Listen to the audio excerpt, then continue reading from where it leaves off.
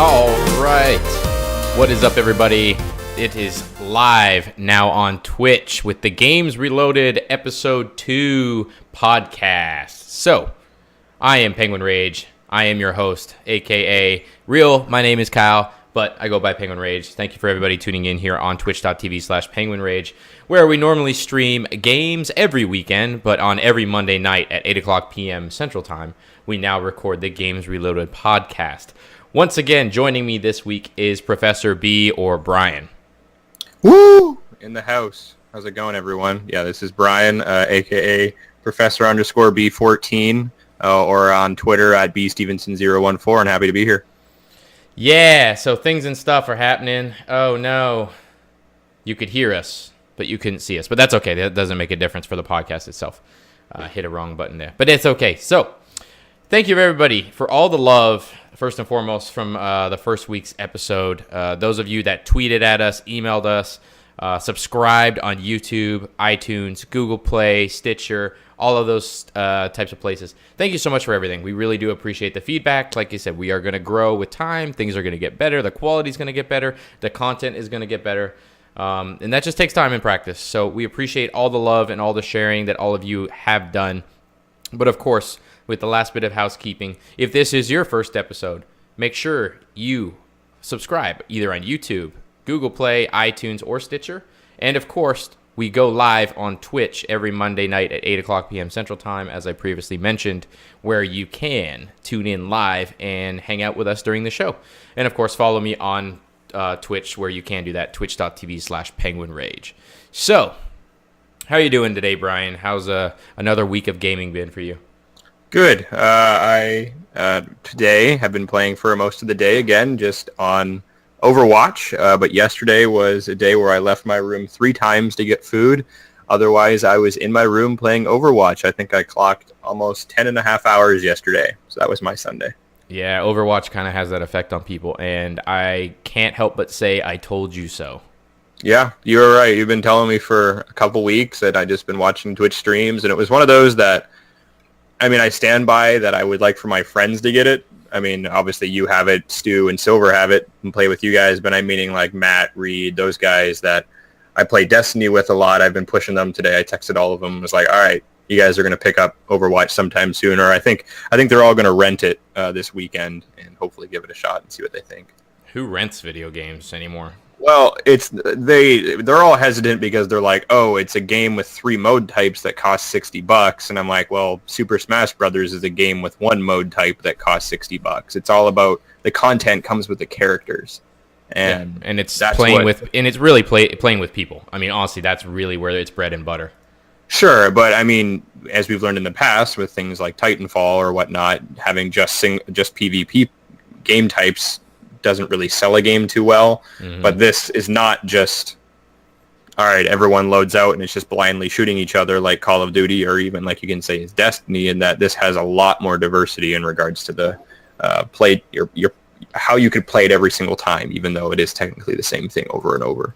Yeah, no, I agree. I've kind of had the Overwatch bug for a few weeks since it did come out. And it's funny, it goes in waves where I'll go a few days without playing it and I don't get crazy. But then I get the itch to play it, and I, especially get Derek or you or Silver. Like, us playing last night was spectacular. It was so much fun. We played for a few hours, and I mean, that was what made me today wake up, and I was like, I'm texting all these guys, and even if I can get 2 of them to pick it up or something, then that would be good on my part. But yeah, no, it definitely has that addictive appeal. So, I mean, definitely, I guess we're talking about what games we're playing right now. Overwatch is top of the list. I know we were both playing that yesterday, and you just picked it up, and I've been playing that now for a few weeks, as I previously mentioned.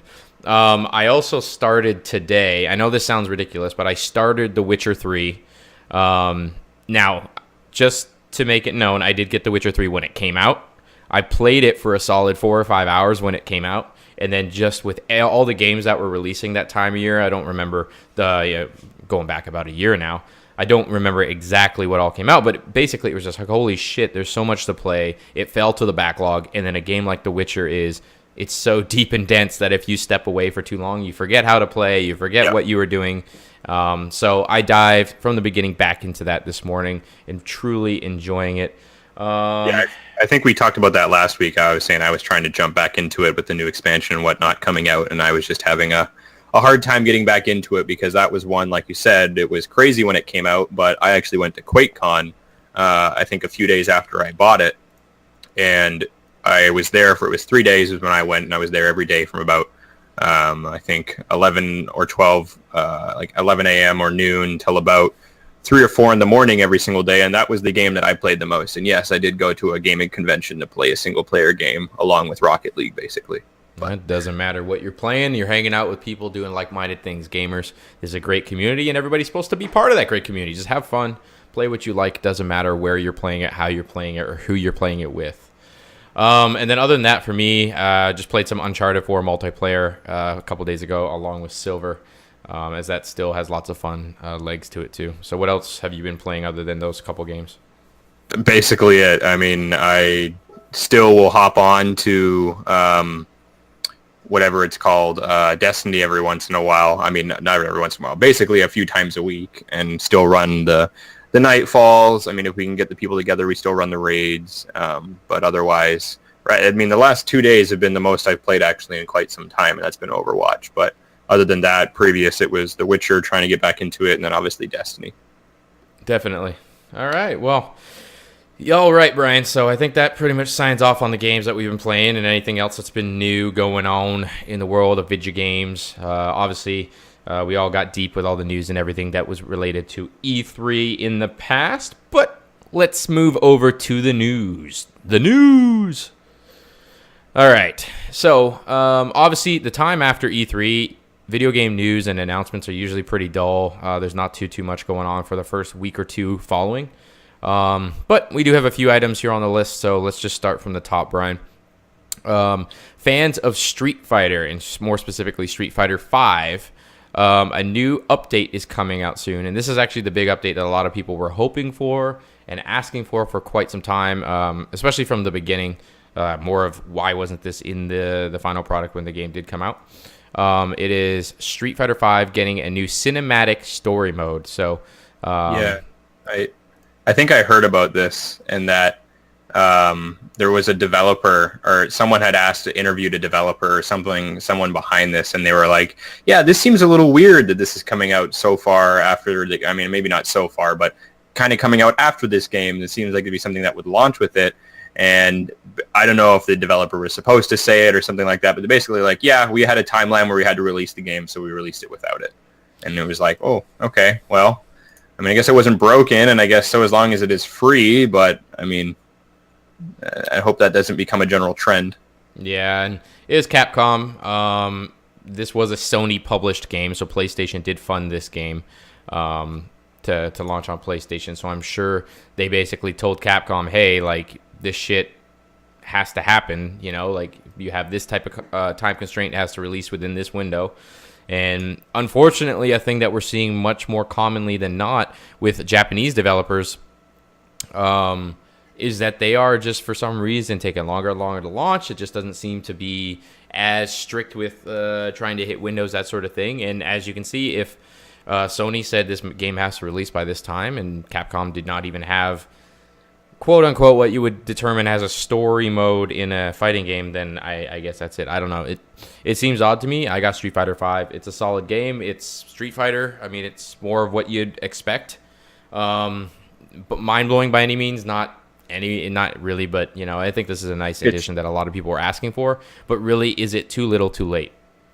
There's such a crowd that follows that game, like diehard crazy fans that follow that game, and I've never been one to play them. I mean, maybe way back in the day we'd play them, I think maybe back on like the PlayStation 2 days or whatnot, but I've never really been that into it. But I know a few people, a guy who used to work with at GameStop, he would buy like the joystick and the button like PlayStation like adapter you could plug into the USB port to play it and everything like crazy. But I don't know. I mean, I guess as a story mode, that's not what's the driving force behind a Street Fighter game, so maybe that was their logic behind it, but just seemed odd to me.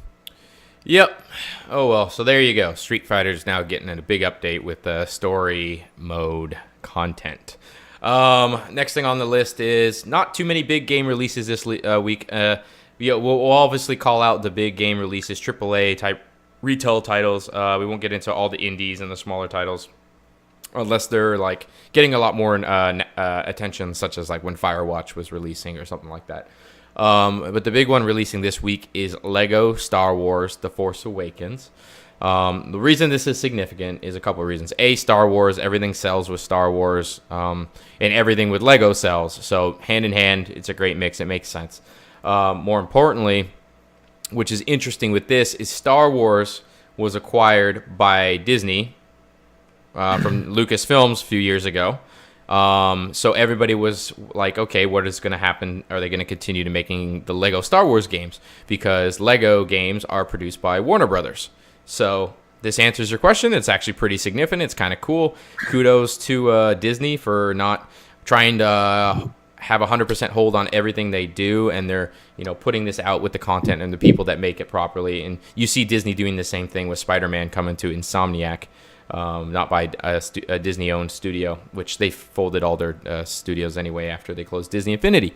But long story short, Lego Star Wars coming out this week. Brian, you gonna be picking it up?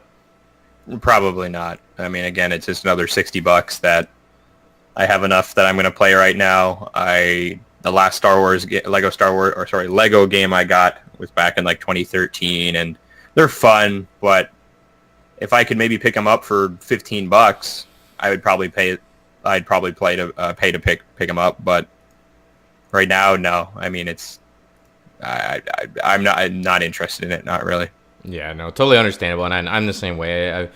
If I find one on a good deal, or if somebody at Disney or somebody wants to get me the hookup on the game, then I will gladly dive in and give it a run. I also got Lego Marvel Superheroes or Marvel Avengers on the PlayStation. Have not got around to playing it yet, as the backlog is disgusting. But with that being said, not picking it up, but I will play it if it does come my way, put it that way.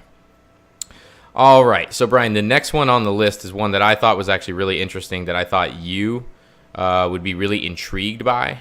And for everybody out there that are fans of the upcoming release of No Man's Sky, the game that's had much hype, so much hype, video game hype everywhere. Long story short, the instrumental group or band that I think they're called 65 Days of Static, that does all the music for No Man's Sky, are going on tour. And on this tour, they're going to feature songs from No Man's Sky, the game, which I thought was kind of different and pretty interesting.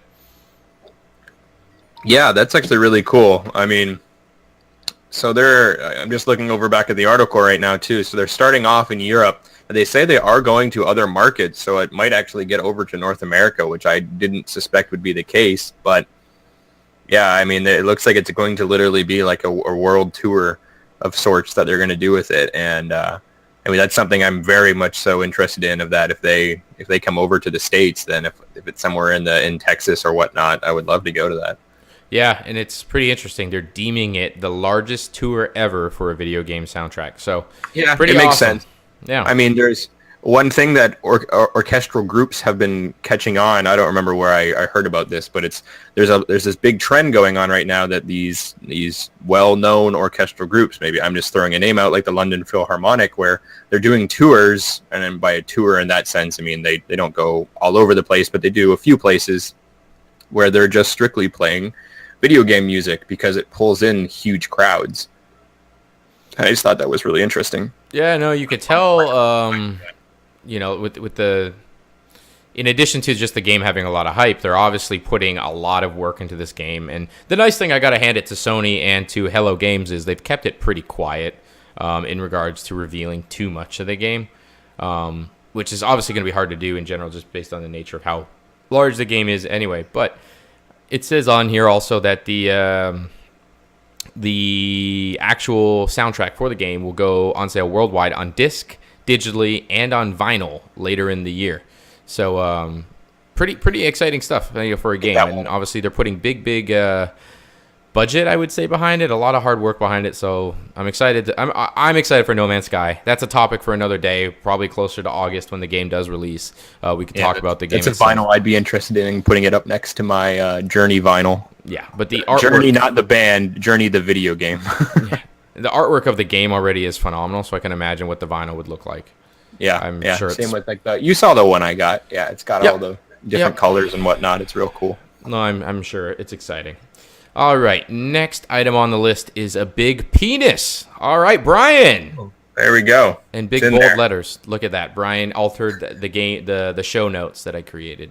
So making all sorts of fun for the kids at home. Haha, get a chuckle. We said the word penis. Ah, yeah. All right. Anyway, after that, we are moving on to... Okay, guys. Let's be real here. We probably got to get into this for a second, but I'll just dive into it quickly from the top end, and we can dive in deeper into it. But Sega has revealed that there will be a new Sonic game coming in 2017. Oh, my God. Please let him die. When was the last time there was a good Sonic game? I mean, honestly. The last one that I played that I know there's been a lot released since, and I haven't heard of any good ones since then, but the only one that I've ever really been involved with was Sonic Adventure Battle 2, and that was back on the GameCube.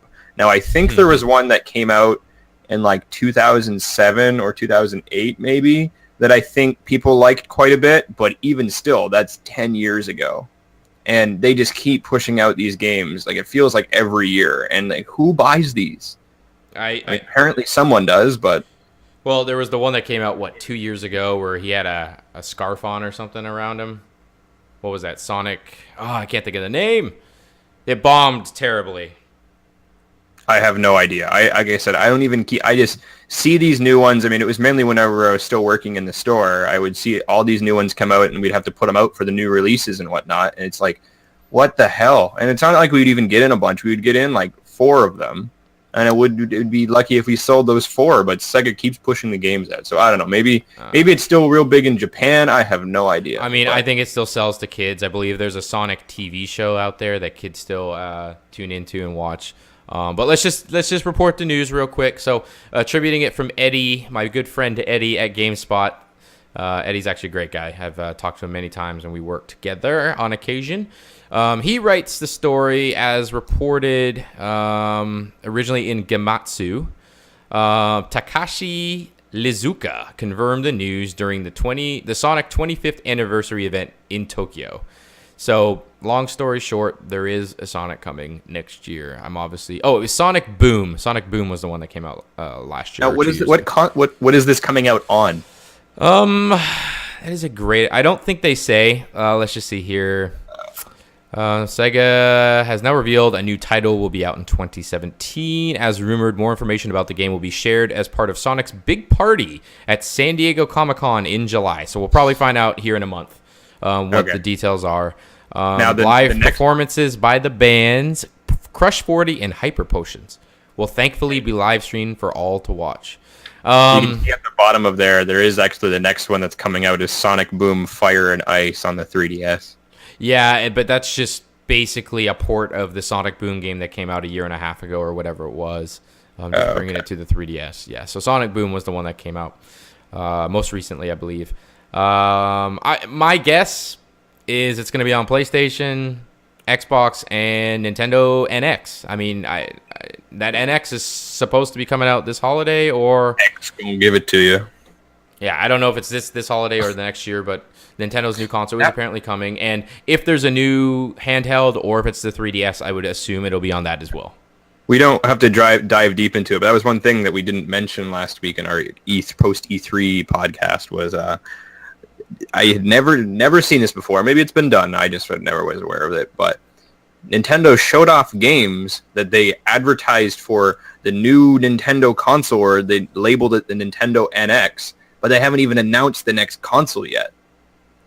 Well, Like, I but think, they have confirmed that the NX is a thing. They've acknowledged the NX is their next sure, console. but I mean, they haven't come out and said like, here's the new console, and we're not even giving a release date yet. Just like they've just said, oh yes, we're working on a new one, and I don't think I've ever seen that before, where they've started advertising games coming out on a console that hasn't been formally announced yet.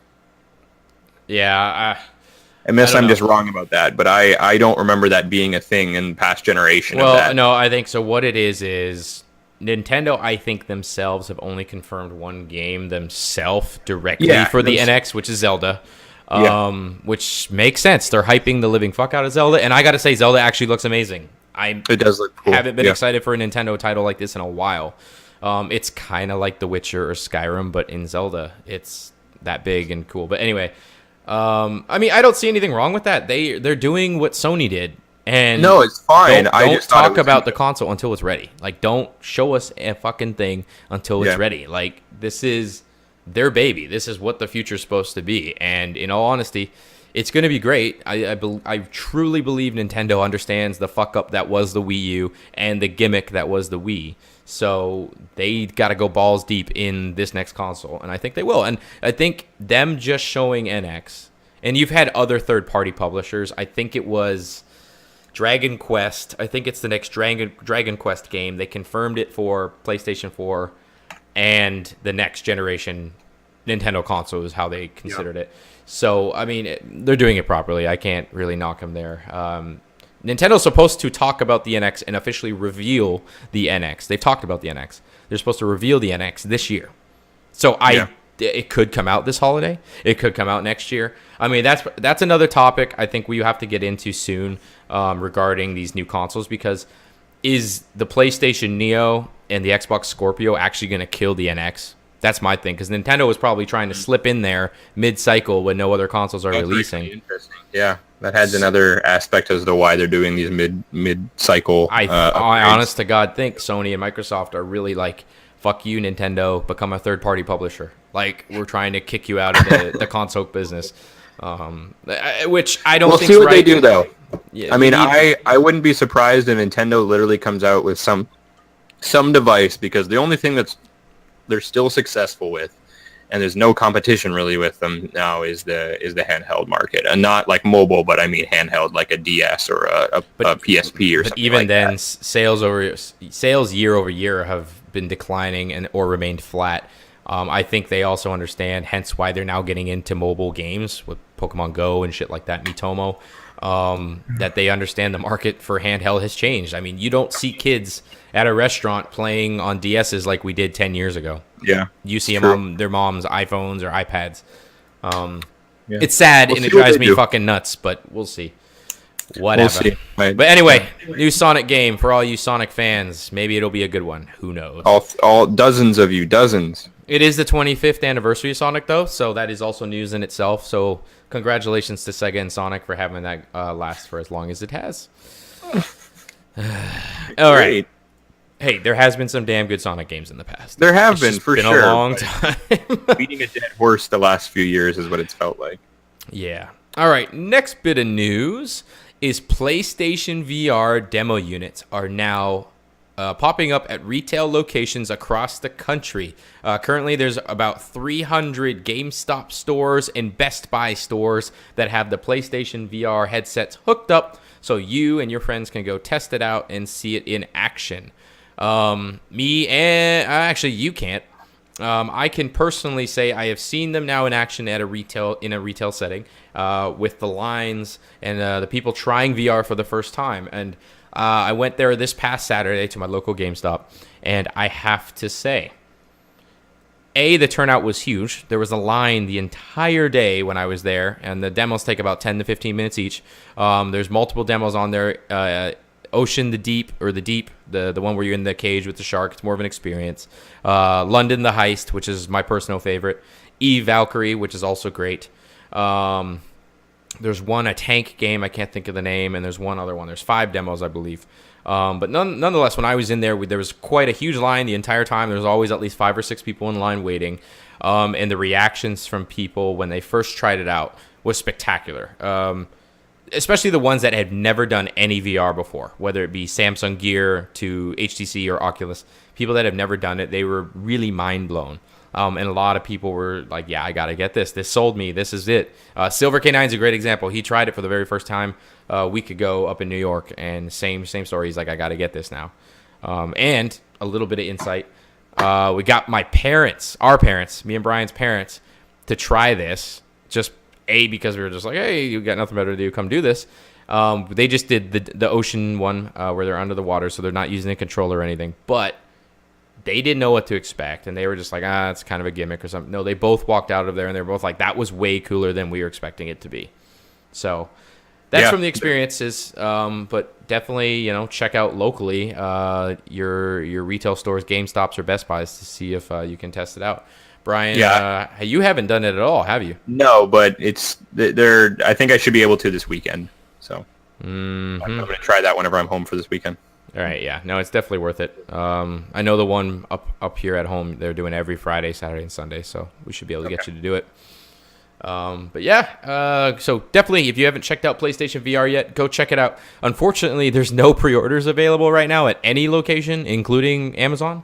But keep your eyes open. Pre-orders hopefully will then open up before PlayStation VR launches on October 13th. And all right, our last bit of news.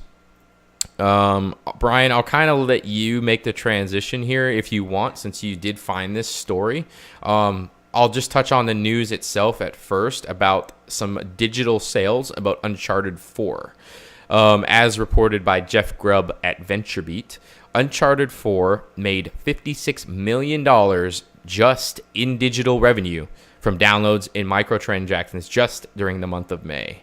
So that includes game downloads and in-game purchases, such as multiplayer content, skins, stuff like that.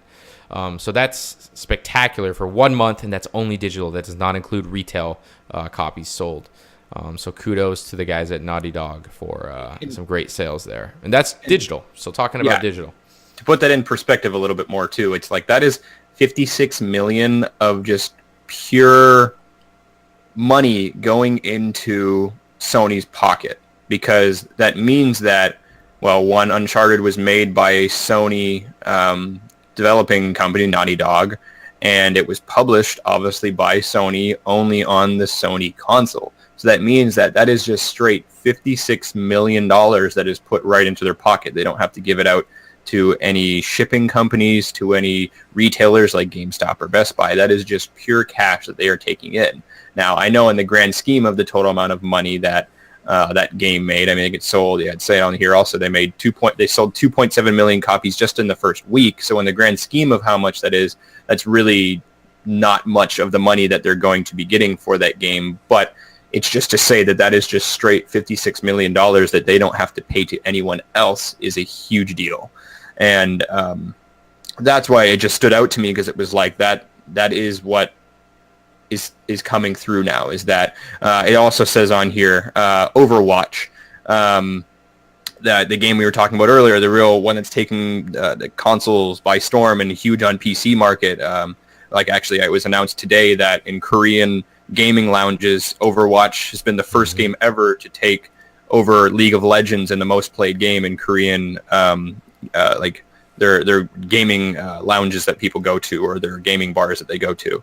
But that game made $270 million just from digital sales. So to kind of move past the news point here, what we're saying for the topic of the show is, where are we going? And I know this isn't a new topic. This has obviously been something that's been discussed now in the past, but now that we are in it a good 3 years, what is our current stance on digital gaming?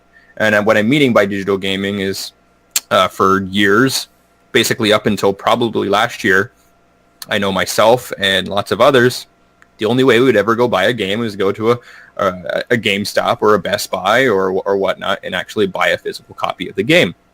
But since it was probably beginning of last year, it might have been a little bit after, I have now transitioned completely to digital gaming unless I buy a collector's edition.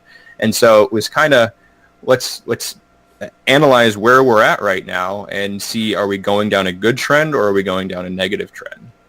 So do you want me to go ahead and just start talking, Kyle, what the story that I was talking about? Or? No, I don't think we start with that. I think we just get into, digital gaming in general. So first and foremost, I mean, you said it yourself. You started out buying physical media, most people did, even into this generation.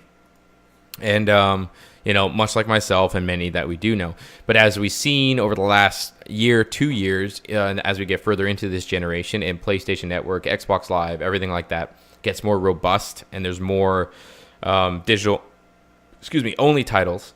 I think you've said it yourself. You've pretty much transitioned 100% to digital other than like collector's editions. Am I right? Yeah, and even that goes beyond even games. That includes movies. That includes music. Basically everything now. Right. So, and I'm kind of on the fence. I still do a little of both, physical and digital, and that's across all platforms, whether it be PlayStation, Xbox, Wii U, PC. I take that back. PC is 100% digital. Steam, but.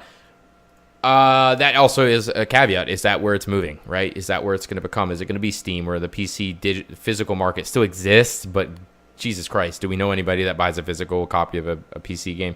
Unless it's, once again, a collector's edition and it comes with a bunch of shit. Yeah. Most of which now just come with a code for you to download it. Isn't it? Yeah. It comes with your art book and your statue, but then it's just a code for the download. It doesn't even have a disc. Okay, so then answer this, Brian. So why did you move 100% digital for gaming? Well, for one thing, one reason was that I'm in Oklahoma. There was no sales tax on it. So for every game, I was saving about $5 versus having to go to a store where I would still be paying tax on it. Now, I don't know if that will always be the case. That is what it currently is, and that was one of my first thoughts. But the other thing, too, is that with how the PlayStation is, and at the time I was still doing a fair amount of remote play on my Vita. It was such a case of that if I wanted to go somewhere and I wanted to be able to use remote play on my Vita, I had a choice of one game that I got to leave in the disk drive. And then I noticed with time it was like, I have all these other games that I have digitally purchased that I can play all of them with remote play. So it would kind of stem from that, but then it was also a case of that I am still being in school and university, moving back and forth between here and going to a parent's house for a Christmas break or for a few weeks over the summer or whatnot. Hated that I had to carry around. Sometimes I would cycle through, maybe 5 to 8 games or something over the course of the semester, and that would have to be a whole separate box that I have to bring games in, and that would also include a couple Wii U games, a few Xbox One games, things like that. And I was like, with the way that it is now, and that, there still is a download time for the game, but whenever you buy a game, even with a hard copy, it's still not plug it in or pop it in and go. It's still now, you got to put it in, it's got to install, and then it's got to download a bunch of background updates. And it was like, sure, it still is quicker than buying a game digitally. It's also the fact that now if you pre-order a game or you purchase it ahead of time, you pre-download it, so it's all ready to go. I actually get to play it quicker now. At 12:01, you get it quicker because the second the servers go live, you're now able to play versus I have to drive home from the store, pop it into my console, download the updates. And that's only if it's a big enough release to do a midnight launch. Yeah, and Walmarts are always open, Brian. But that's true. It is one of those things, right? Where I think the convenience factor is definitely the biggest thing. I think convenience is the ultimate. We're gamers, we're lazy, we don't want to see the light. Like I melt when I walk outside, and it only makes sense, right? You're getting the utmost best experience because you're downloading it early, so that at 12:01, especially a competitive game like Overwatch, you are immediately playing that fucker, and then. It's a matter of, you got to deal with the download and the bandwidth, and not everybody has unlimited bandwidth. It's hard to believe that, but I actually had a conversation with a fellow broadcaster, Casper, the other day. He has a cap on his bandwidth. It's just not where we live. It's not a common thing where we live, but there's actually a lot of people where they do not have unlimited bandwidth per month. Yeah. And when you're downloading 30, 40 gig files, that adds up pretty quick. So I see that. There's the pros and the cons there, but I think convenience definitely goes to the side of the digital. Now, there have been some things that I have missed out on. One is that any game that I've bought digitally now, I have roommates that have PlayStations. I have friends around that have PlayStations. There's no more such thing as just handing them a copy of the game saying, hey, you want to try this out, see if you like it, and then maybe they go pick it up. That doesn't exist anymore. Now it's just a case of, oh, you want to come over and try it out? Or the alternative option is if I go over there, sign in, then download the game to their PlayStation, we can try it on there because I can just... Or there's a thing on PlayStation called game sharing. Okay, for Overwatch, that doesn't work. I mean, it's sure that is a solution, but it's not the same thing as handing someone because that means I can't use my console while it's going. I'm meaning like if I wanted to let them borrow The Last of Us, like the remastered version, I'm not gonna let them game share that whole thing. That'd be one that I need. I would prefer to give them the disc. For them I'm not talking about like them logging into your account and downloading it. So then they're playing it when you're not playing it. It's where you can pass the controller digitally. You know I know that's what I'm saying. That's an idea, but that's not a solution. That's not the same thing I'm talking about. No, for that sure. Still means that it's not as easy as, hey, Brian, here, check out this game. It's spectacular. Go home and give it a shot for a couple days, and then. That's not a new thing. People have known that since the 2000, like the early 2000s, because that comes back to the fact of the local couch co-op is a dead thing. I love it. I wish there's more. There's great games coming out that are still going to do it, but it's not as common as it used to be. And I think it's the same thing. Like people just don't. The days of you coming over and bringing your console to my house and all that stuff, like it doesn't exist like it used to. Like everybody just plays online at their own place and convenience. Now, don't get me wrong. People still do LAN parties. People still do that. We still do that. I'm lucky enough to have a PlayStation in every room because I want to be able to do that if people are here, right? But the days of, I remember back in the day, I'd drag my PS2 over to my neighbor's house every fucking weekend, and then we'd be playing side by side in SOCOM or whatever it is. It's like, days like that, or shit, even on PC. But, I see that. Now, the other disadvantage, and we don't need to get in too much of the weeds with this, Brian, but value is people now, when you own a digital copy of a game, do you technically have the value of that game anymore? Because it's a matter of now where, regardless of what your stance is on selling games, trading in games, whatever it is, whether it's GameStop, Craigslist, eBay, whatever it is, you have a value for your game. So let's say you bought Overwatch, Brian, and you didn't like it. You just couldn't get hooked to it like me and others have. And you're like, shit, I might as well sell this on eBay for $40 or get $30 at GameStop or whatever the hell it is and get some of your money back that you can put toward a new game. That's now essentially eliminated when you're buying a digital game. It's like you drop the $60, you're shit out of luck. Yeah, and that's something that I've knew what the case was. I mean, I haven't traded in games or sold games. I mean, I do look into them a fair amount before I purchase them. Not to say that I haven't ever bought a game that I didn't play as much as I think was $60 worth.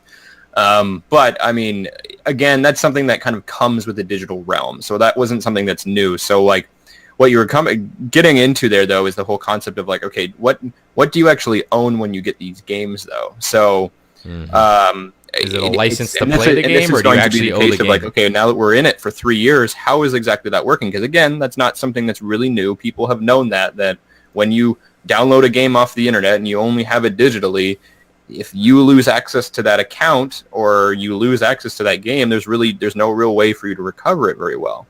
So for certain things like PC gaming, that really, at least I've never heard of a huge case of where people were just losing. I mean, other than if you lose the password to your account or something like that, but even still, there's usually ways to get around it. But I haven't heard things from like Steam or Blizzard where people just have their accounts just completely nullified, that if they put hundreds of dollars into it, then they just lose all that content. So here we are now, 3 years into kind of... Brian. I forgot to hit record. What? I mean we're live on Twitch, so I could pull the archive, but yeah, it's not going to be as high quality.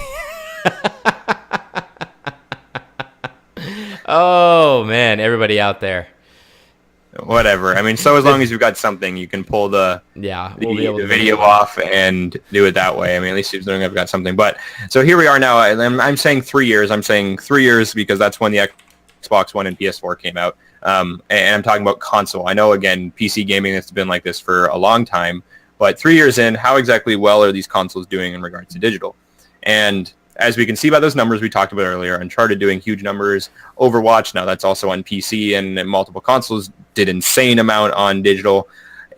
It's evident that digital is becoming more and more popular. I mean, like I said, not only myself, but my friends that I have here, again, everyone that used to go out to the stores and actually buy the game, all of them are just doing digital now because it's so much more of a convenience. And it's a case of that if they're sitting at home and we're like, hey, we're all playing this, you should get it. They can literally click, okay, I have it. Yeah, of course, there's the download time to have it there. But for the most part, that's usually a bit quicker than actually going out and buying the game, things like that.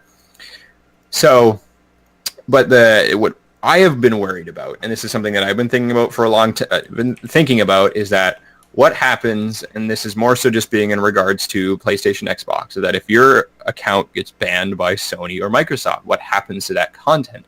Now, not to say that I'm going around doing things that should get me banned from there, but it's like, Well, let's also say not just banned. Let's just say something happens in regards of... So the story that I'm referencing to is actually, I found it on Reddit, reddit.com/r/PS4. So but Brian, let me stop you before you get into that. You're specifically talking about if you get banned, but I'm saying the larger digital component of it, and I'll let you get in with that in a second, because that's more of probably I'd say the most likely to happen, if that makes sense.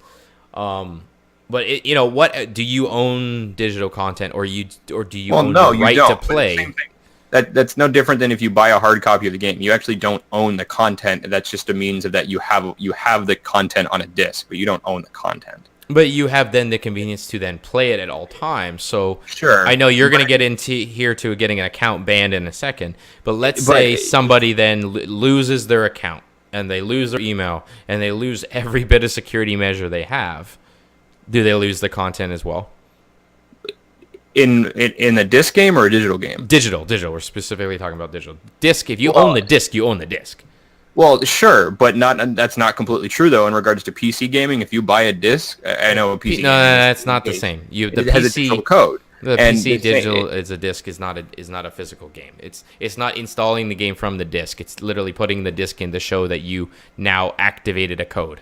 Is it really all it is on PC? It's a different world. But what I'm saying is that there's even a case now that for Destiny is a game that I bought the game on disc. But you know what? Is that if I still somehow lost access to my account, oh great, I have vanilla Destiny, something I could buy for like $8. But I just lost all of that content that I had purchased as DLC, things like that. So that is still very prevalent, even in hard copies of games. That was also partially my reasoning to it too, is that it was... Maybe that doesn't apply to every game, but a lot of games that is very, very true now. That okay, even if you lose access, or if you lose access to your account, well, even you have a disc. Well, cool, you have the basic disc, but you don't have 80% of the content anymore. So, and what I was talking about, and you were saying earlier about like, okay, what do you actually own when you buy the digital game? And it's you games like Destiny or games like Overwatch, games like that are 100% online. Well, there's been this big scare of people saying that, well, what happens if PlayStation Network goes, if it's say 20 years from now, and Sony is plundered and PlayStation is a dead thing? I don't think that's going to be the case, but let's say that happens. All these games that are just digital only, that are online only, it doesn't matter if you have a disc or not. Because even if I can't access the game on my PlayStation because I can't get on PlayStation Network, well, cool. Even though you have a piece of plastic now that you are putting into the console and getting the exact same thing out of. Right. So this is what I was trying to get more inherently into, of that, like, what happens, because obviously PlayStation Network's not going anywhere for quite some time and things as such. But we were referencing to is that there's this thing on the subreddit r/PS4. Of that, this guy, I won't go into too many details of it, but basically something in his name could be... you can read the story. It's a public story. It's been all over the news today. It was on Polygon. It was on GameSpot. I mean, read the actual posts himself, Brian. So what happened was this reference. guy, his name was Jihad. I'm sorry, I don't know if I'm pronouncing that wrong, but I believe that this is literally the pronunciation of it. And so obviously that word has a stigma to it, especially in the United States now. And not to say if that should be taken true or not. If you take it as a true non-religious meaning of the word, or you put it into the word that is overwhelmingly associated with it here in the United States, even though that is his legal name, and you can provide evidence of his driver's license and his passport and whatnot, his account got banned because it contained his name in it. And the problem with it was then, okay, so he contacted PlayStation support and was like, hey, why have I been blocked? And they said, oh, you've been blocked because of this. If you can provide evidence or if you can provide us with a sufficient reason why we should not ban you, you can do so. So he came back, gave them his driver's license, passport, and they came back and said, okay, cool, yeah, we'll lift your ban. Well, then a few days later, he got replied to again saying, sorry, we actually can't because your name is against our policy and we can't do it as such. Sorry, your account is now closed, blah, blah, blah, you've lost, he can't get on it. And again, I'm not too worried about the efforts of the story. I mean, it's being figured out. I don't even know what the current status of it or not. But more so my point was that if something does happen to your account, and this can even be easier than that. So basically, even if it's not something to do with your PSN ID, but say someone tries to hack your account and gets locked up, or someone is able to hack your account and makes purchases that you're not agreeing to, and you fight the purchases and you cancel them on your credit card, Sony will lock your account up and you lose access to it until that amount is paid, even if they are aware that someone else has gained access to your account. So what I'm more so trying to get at is that for myself now, I have hundreds of dollars of content associated with my PlayStation Network account. What if someone were to hack it and I get locked out of it? Okay, well, for moralistic points to the story, as this has actually gone very wide, he has done multiple edits throughout the day on Reddit. The last one is, so after media posts from Kotaku, Game Informer, and a reporter from the Wall Street Journal, so this has gotten really big press, I was offered to change the PSN ID. So hold on, everybody stop and think about that for a second. Sony has the ability to change his PSN ID. Yeah. So that obviously can be done. But he said, it has costs. My trophies will have syncing problems and could disappear. Friends are gone and social communication is deleted. There's no other way to it. The other interesting thing, he made the change from iJihad to JII in just 2 seconds over the phone call. It's not rocket science, but it needs much technical improvements. Noting my trophies are 0 now after syncing, blah, blah, blah. So, okay, so what I was first going to say was there's two things to this. So first and foremost, I understand why he is upset, and I completely understand why this is fucked up.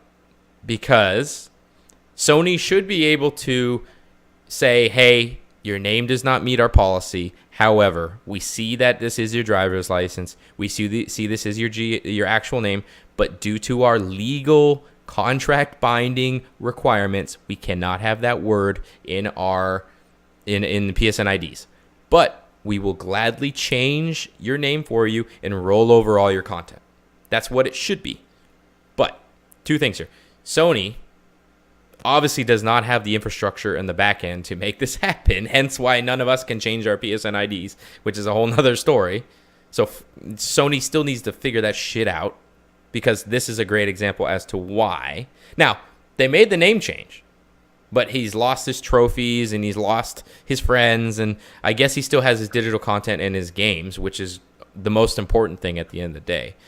But now, someone in the the comments did say that they had to do the same thing where they had to change their PSN ID, and apparently someone told them that their account should be back to normal after 6 months, and they said it was a year out now and they're still having problems. So yeah, it seems like it is a major issue. So that's the issue. So Sony on the back end should be able to do this. They should be able to change someone's name for an actual reason such as this.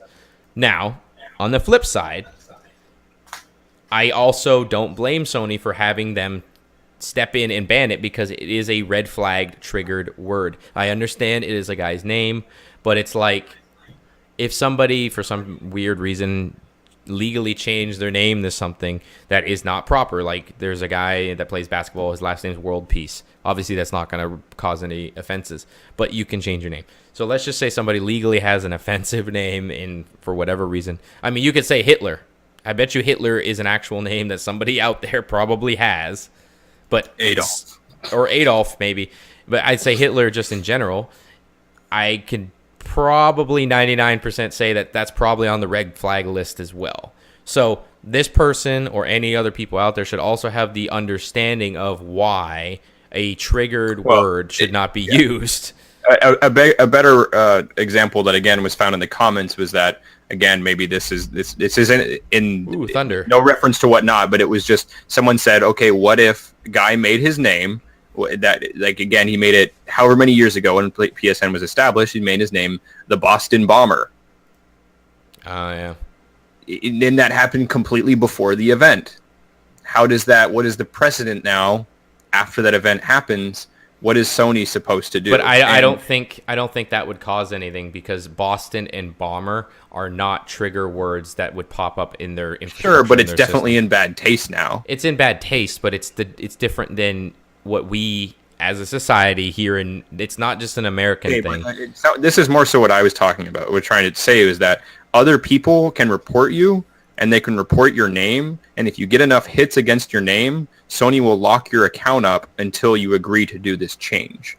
Right. And I mean, so that's what I'm saying. So what I'm talking about is that it's like, I'm a little frightened with this, and that I guess with this transfer, he still gets to keep all of his content. That's not the problem, but it's like, nonetheless, even my trophies and things like that. Like, what if people were to come out and put all of these hits against my account for some reason and actually get it locked up? It's that, or this could even happen to people that have public accounts, that if they get it pushed all against. Now, I know if you're a big famous person, it's probably Sony would just take care of it and lift it or ignore it or whatever. But it was more so what I'm talking about is that the amount of content, because that's originally what he was wearing. If you look at Edit 8, Sony employees feels like banning you. You lose access to all of your digital assets, even offline. So it's like, I mean, that's the only thing that's the scary thing about digital, and that has nothing. Just we're talking specifically about Sony here, but this is the same thing. Whether it's iTunes, whether it's YouTube, whether it's Google, whether it's Xbox, whether it's Nintendo, whether it's Steam, whether it's Origin, this is digital content in general. This is the world we live in. Your books, your movies, your music. If, like you said, Brian, you buy all your movies on PlayStation, I've got a bunch on Google or whatever it is. If for some reason Google goes under, what happened? I now no longer own all these movies. I now no longer own these games. And it's probably right. I mean, we are paying for the license or paying for the right to play them, I guess is what it is. Yeah, I mean, again, that's still the case when you buy a hard copy of a game, is that you're just buying the right to play the game. So, I mean, in regards to what material you actually own, it's the same thing. But yes, it is true of that if your account were to get locked up, you still own the game. In that sense, you wouldn't lose it that way. But it's still a case of, I don't know how to really phrase it differently other than that it's like, it's a worry because it's like, well, if your account gets locked up, you're not only losing hours and hours of effort you've put into it, but obviously that content too. So it's what measures are, and this was what it was talked about, is that I don't know, and I don't know if it actually exists, laws for digital content of what does it mean for you to own it. Now, I'm sure there is some precedence of like, okay, OEMs putting rulings on like, okay, even when you buy a cell phone, what do you actually own of that cell phone? You don't own that cell phone, really. You own the right to use that cell phone. And for digital content, it even goes a step further because it's not even something you can hold in your hand. So it's to say what prevents. Okay, a good example is that a small company that was making smart thermostats. So a thermostat that you could use your cell phone to control with. Well, obviously it had to connect to Wi-Fi, and that was how it was controlled. And it was controlled by a server on the back end of that company that managed everything. Well, that company got bought out, and the company that ended up purchasing it actually just closed that division, or basically closed that business that it purchased. It just wanted to purchase out the competitors, and once it got closed, all the servers for those thermostats went down. And so now all these people that had bought that thermostat now don't actually have a smart thermostat. I don't even think they worked at all, because the only way you could control it, I'm sure maybe you could still control it on the actual device, but the thing that people purchased it for is be able to do it through smart controls and do it from your cell phone.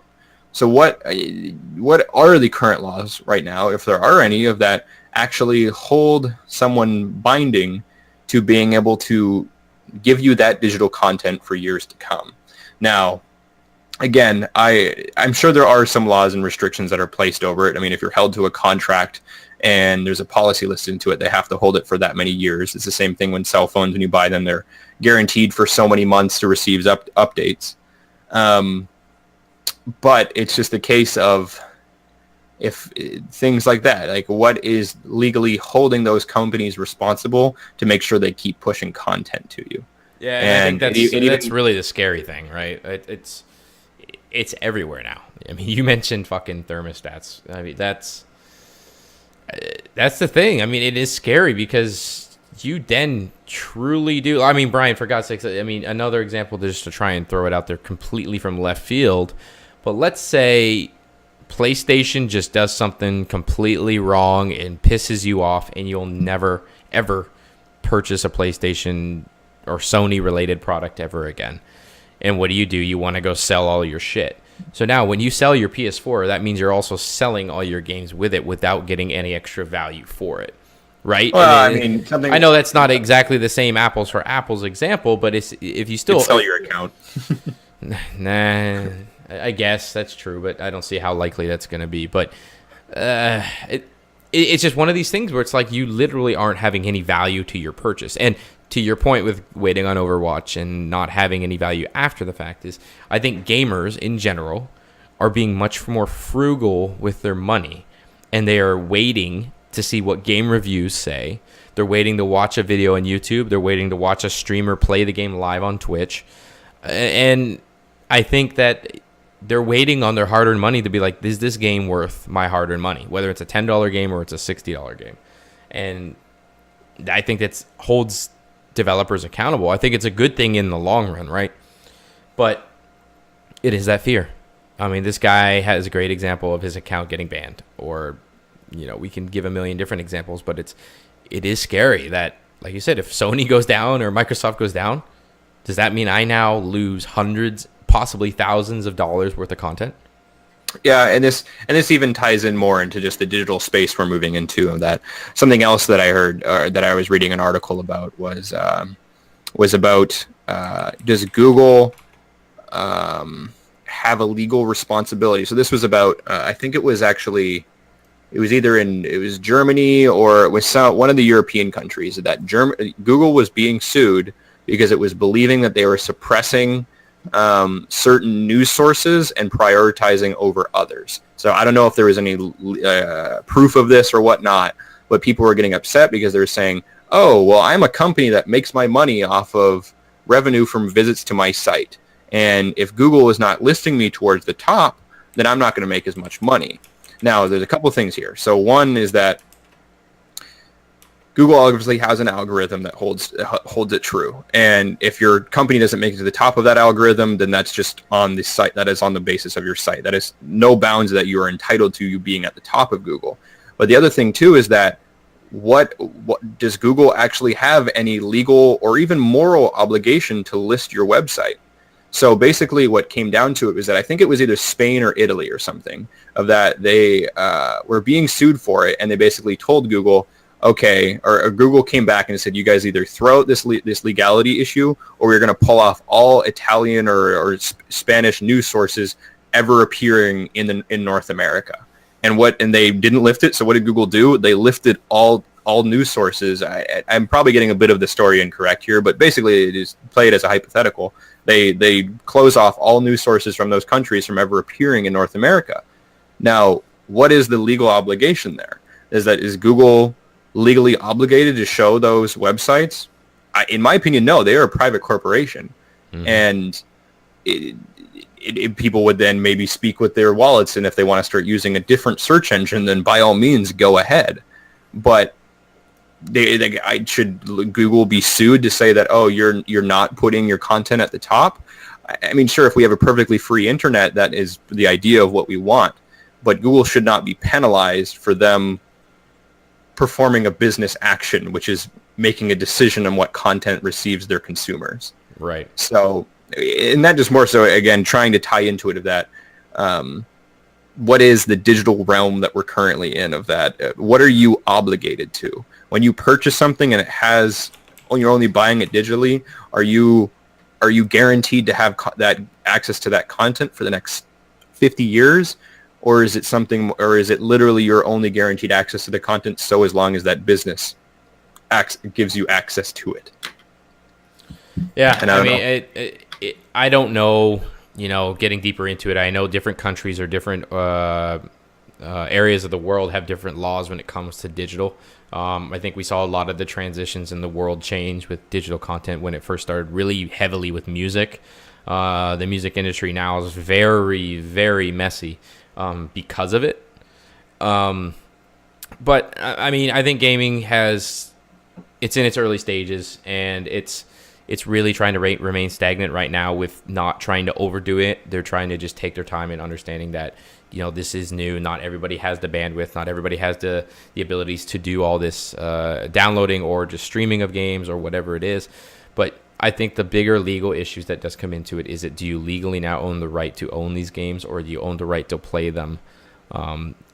Dependent on these other things. When you make a purchase, if you read in the fine print, I wouldn't doubt if it says this is contingent on Sony still remaining and the server still being live, because you could make the argument that there are certain games.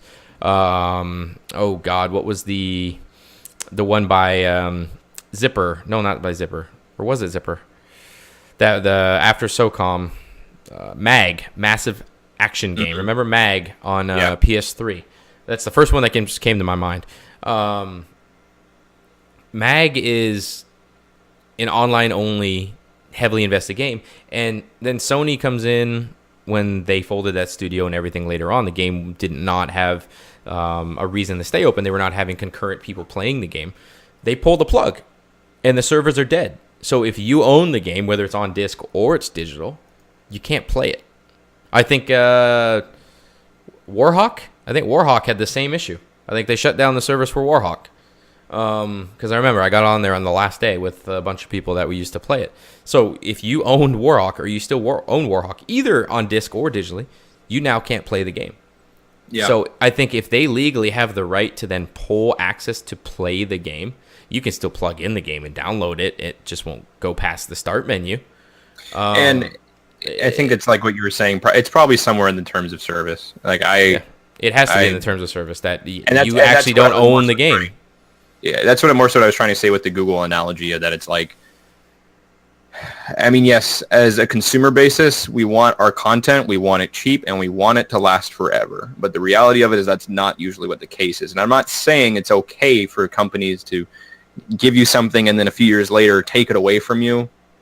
But it still holds true of that when you buy a dishwasher or you buy a car, you have a warranty for a certain amount of time, and then if it breaks, you have no obligation. There is no obligation for them to replace it or fix it for you. However long you can keep it going, that's there. But even still, they will not necessarily even make parts for it. So if you buy a super rare dishwasher, the only one in the world, and it stops working after 4 years and it's out of warranty and no one makes parts for it, well, then you're out of luck.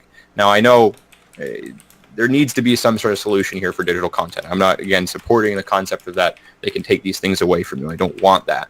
But I also do understand the private side to it, the business side to it, of that when you put it in Google's perspective, and that Google does control the internet. Google is 60 or 70% of the content that exists on the internet, or whatever. That's how people get to their websites, or it's through Google. And if Google were to go away, the internet would literally collapse for quite some time.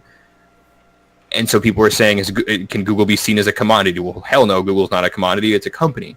Mm-hmm. The internet is a commodity, but Google is a service that gets you to access that.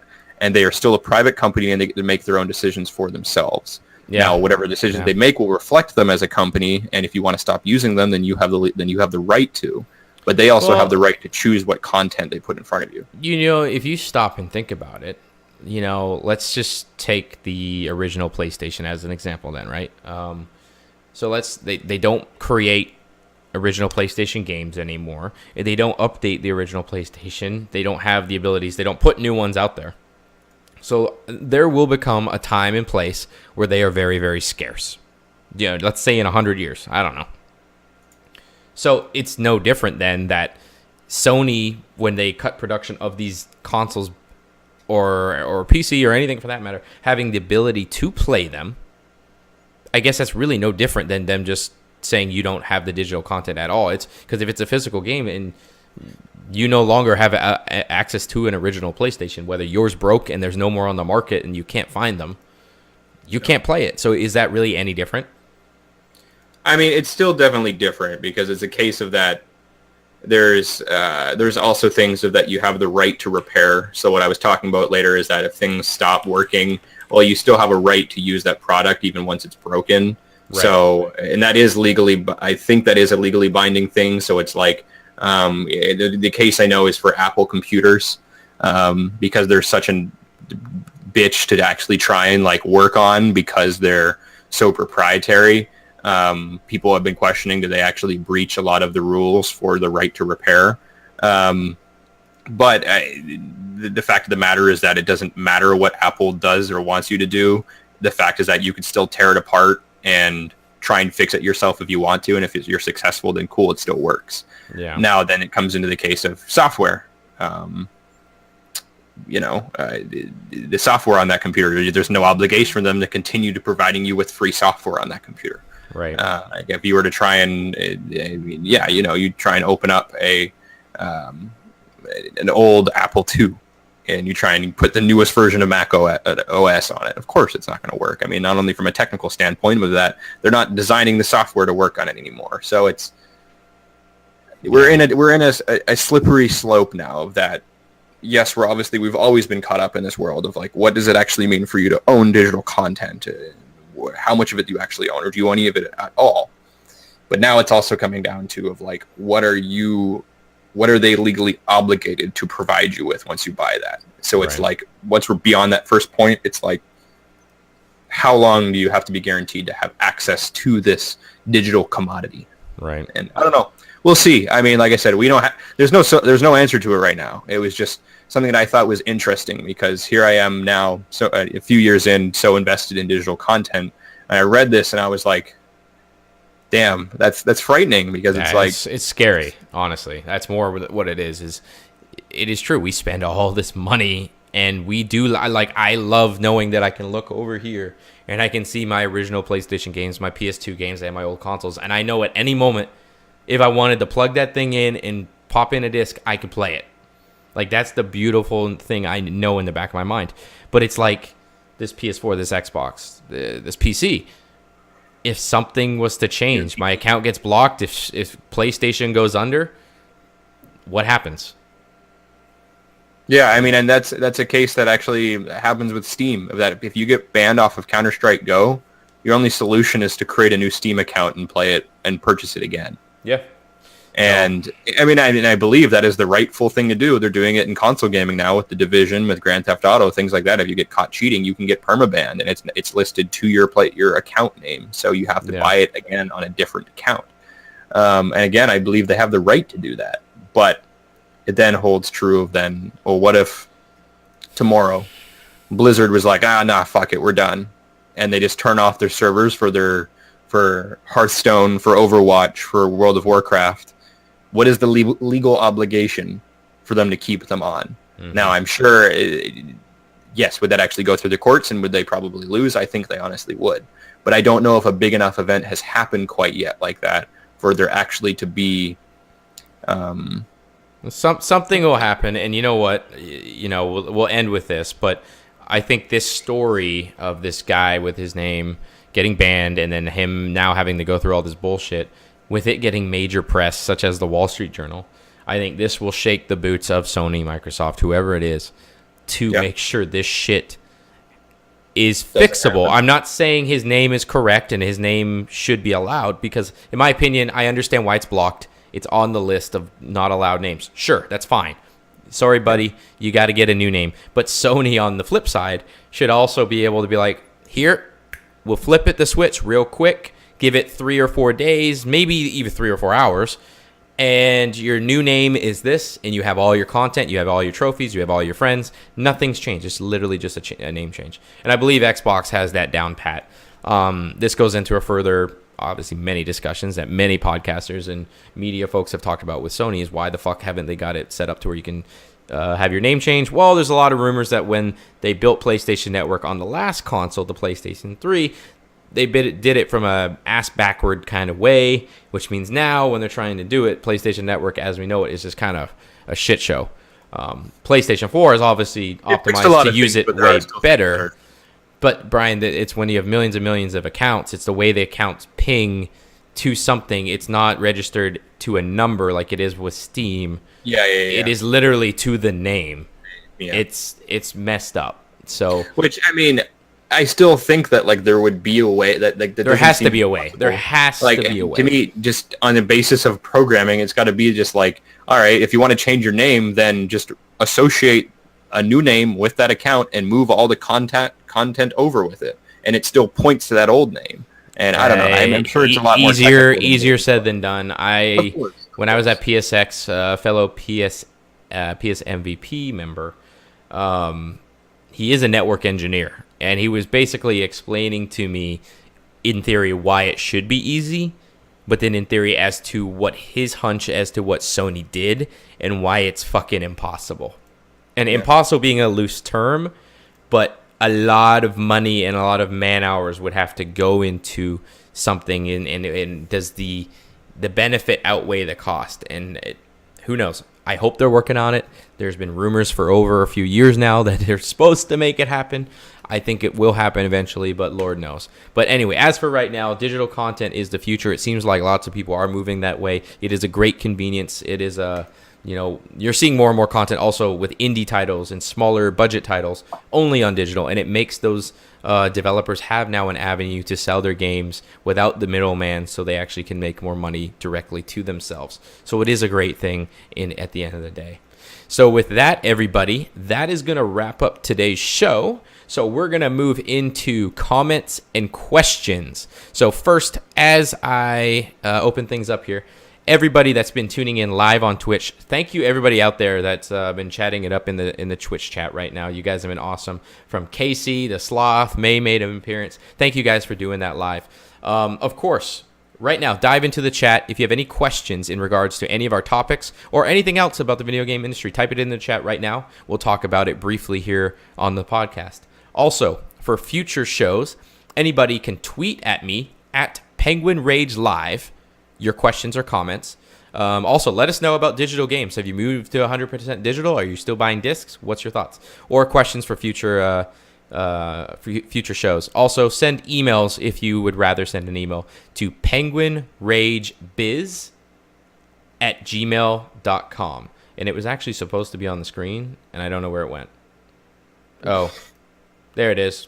I just had the wrong one open. There it is. Email questions. There it is. It's on the screen now.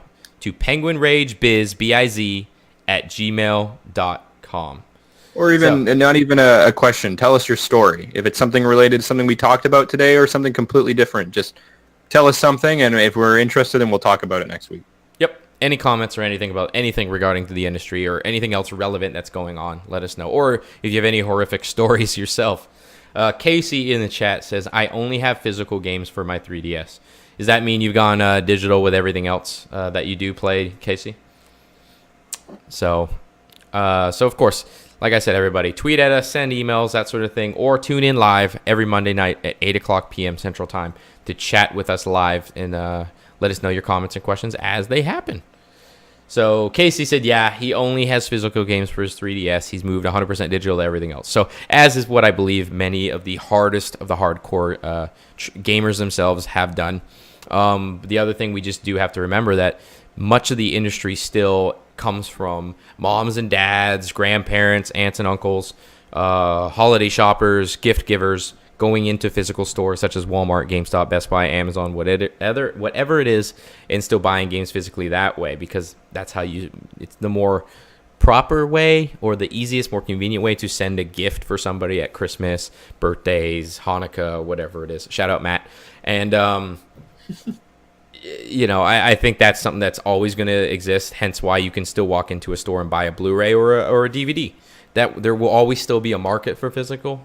I just think digital is surging, and it will continue to surge to where I don't think it's going to dominate, but I still think it'll have at least 60% of market share here in the next 4 to 5 years. So without a further ado, unless anybody else sends something real quickly into the chat, I think that will end episode 2 of the Games Reloaded podcast. So, of course, thank you, Brian, for being here with us, and thank you, everybody that has tuned in on Twitch. Yeah, always happy to be here. It's been another good one, and make sure you guys check on the podcast services tomorrow on Google Play, iTunes, and Stitcher. I help out with the upload on that end, and we'll have the second episode up there sometime tomorrow. Make sure you guys subscribe and get all that new stuff.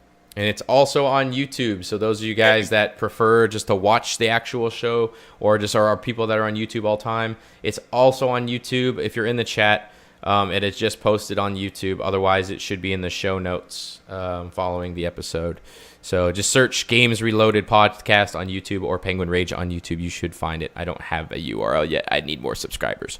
So anyway, thank you everybody that's been here this evening. Of course, as Brian said, Google Play, iTunes, Stitcher, YouTube. Go subscribe, comment, rate, tell us about the show.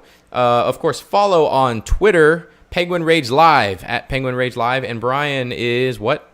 At bstevenson014.